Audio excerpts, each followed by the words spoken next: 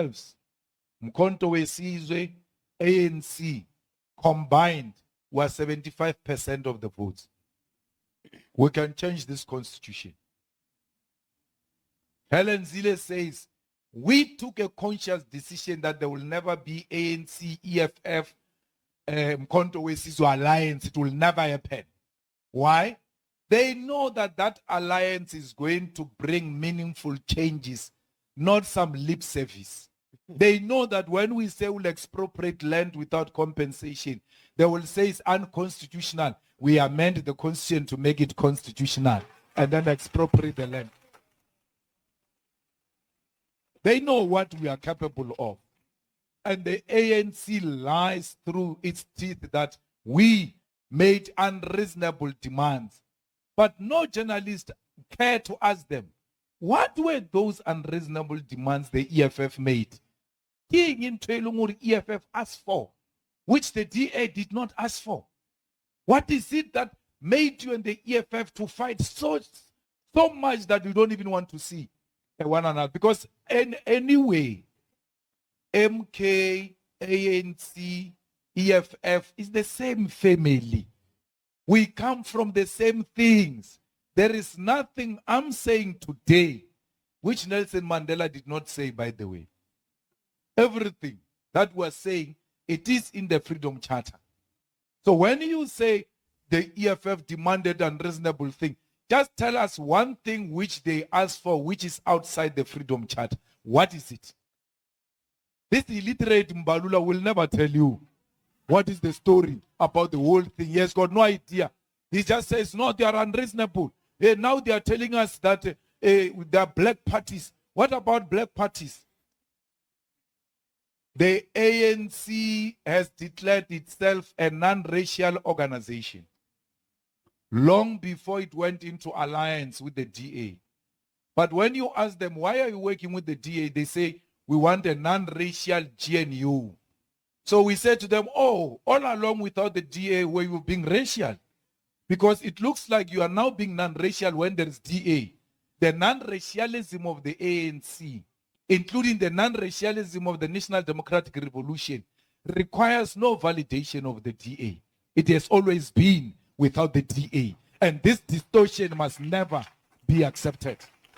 So, when people have sold out, they will say all kinds of things they want to say. But it's not true. We have never made unreasonable demand. One of the unreasonable demands we made in 2016 was that Zuma must resign as a president before we give the ANC our votes. They refused. In this year negotiations, we said, we are not even asking for your president to resign. If you don't want to go into a government with us, we are prepared as the EFF to sit outside government, but vote for a minority government, which is what we're doing in Gauteng, by the way. The ANC in Gauteng refused to go with the DA. As a result, they've got 36%. From time to time, for them to pass anything, they come to the EFF and MK and say, these are the issues we negotiate, we vote for them. The ANC said no to DA. They passed their budget. What stopped Ramaphosa? The ANC in Gauteng does that with 36%. Ramaphosa has got 40%. What stops him from constituting a minority government? Greetings, everyone. I hope you are fine. I hope you are doing well. EFF, MK, and ANC, one family. I like that. But please don't quote me out of context. My interpretation is the people who vote for MK, the people who voted for EFF and ANC are the very same people whose land was taken away. And today they are told that they are illiterate. They cannot do anything with the land. The very same people who vote for the ANC, EFF, and MK are the very same people who suffered from colonialism and apartheid system, are the very same people who are jobless, are the very same people who are excluded from the economy. These are the very same people who are struggling today. Some of them don't have water, some of them no housing, some of them are homeless as we speak right now. So in other words, ANC, EFF, and MK is representing those people or are representing those people. But how can I illustrate this? Probably some of you might have witnessed this maybe at some point in your lives, whereby maybe there's an elder in your community or in your township or something like that who has 5 sons or 3 sons or maybe 2 sons or something like that. But his house is falling. His house has cracks. His house is leaking. Yet this man, yet this elder has 5 sons or 3 sons or something like that. Then you ask yourself, even if these people, even if these sons are not living a luxurious life, why can't they come together and say, you know what, let's combine 1, 2, 3 so that we can help our father, so that we can fix the house of our father? Why can't we come together and just do the right thing and help our father, because he's our father? Even if we disagree, because as people, we may not always agree. Even if we disagree, but we have a common thing that should bind us together to help our father, because this person is our father. So right now, as we speak, we have EFF, we have MK, and we have ANC as well. So what binds them, even if they are not in alliance, but what binds them or what holds them accountable is the voters, the very same people whose land was taken away from them. But here is the thing. This father will continue living in this house, which is falling, until maybe by the grace of God, he gets assistance from other people, maybe somewhere. The neighbors maybe would come and try by all means to patch those leaks in the house, to patch those cracks, something like that. And if you go deep and investigate why these people are not coming, why his sons are not coming to assist him, in most cases, you'll find out that there's an outsider. Even if they disagree, but they know they have a common thing that binds them to assist their father. But you'll find out that one of them or 2 of them is being influenced by an outsider, which makes it hard or impossible for them to assist their father. What binds EFF, MK, and ANC is to help the people whose land was taken away from. This is where we need to hold them accountable. But here's the thing, because whenever we talk about the expropriation of land, ANC has this tendency of like, this is their concept. It's like now this thing of expropriation of land is their concept. But here is the thing. The land was taken from the people. In other words, if we want to use this thing of expropriation as a concept, we'd rather say this is the concept of the people, because it's a fact. Their land was taken from them.